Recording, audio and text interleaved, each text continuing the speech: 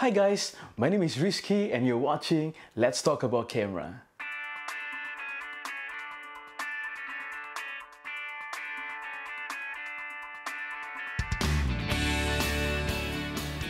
In the past 3 years, I've been running a studio in Singapore where we shoot many events and corporates.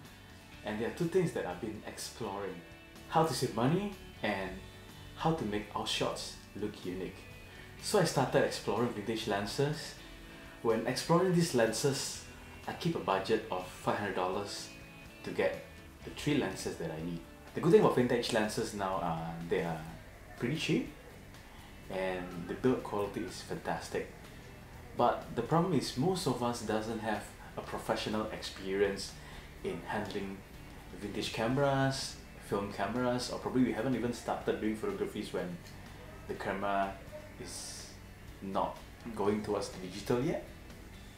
So these are the 3 lenses that I would like to recommend when you shoot digital photography. I shoot mostly Nikon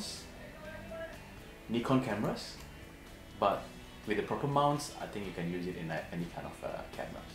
I started off with a Nikon film camera, so naturally the first thing that I bought when the ideas of exploring vintage lens comes across to my mind is to buy Nikon lens.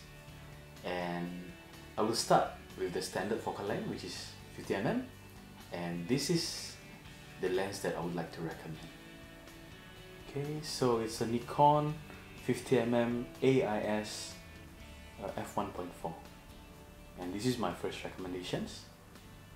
Okay, some of the samples photos here I can show. It has amazing bokeh. The lens is pretty sharp, although I guess it's not as sharp as the current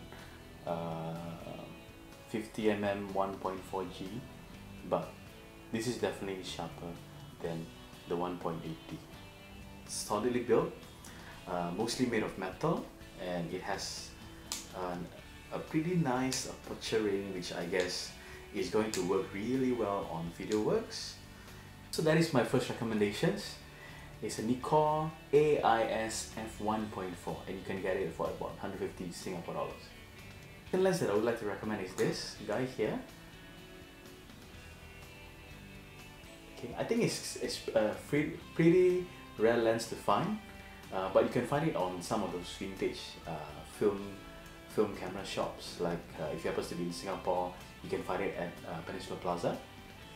And this is actually an Albinar 105mm f2.8. I think it's beautiful.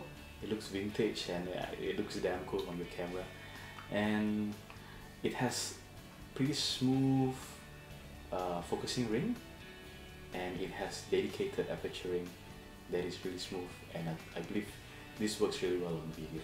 And I think this lens is fantastic because it's really small and you can just carry it around anywhere you like.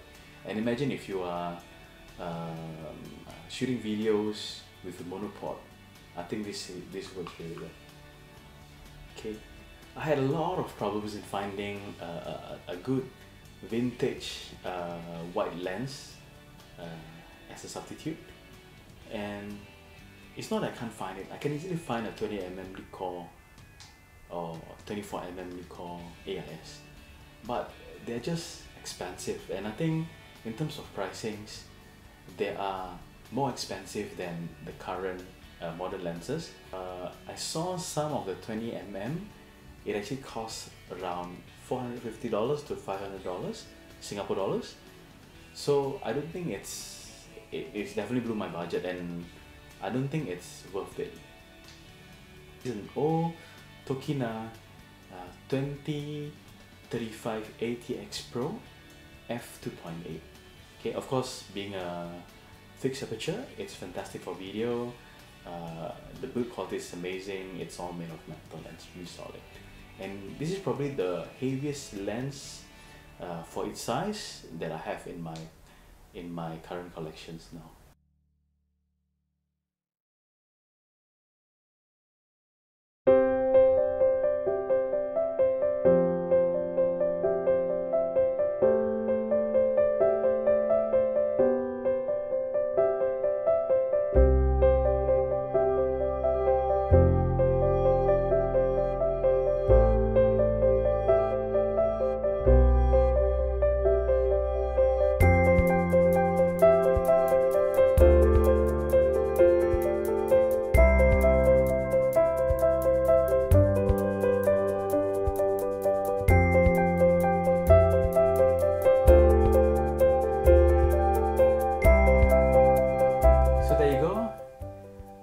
hope you find this video to be useful, and thank you so much for watching.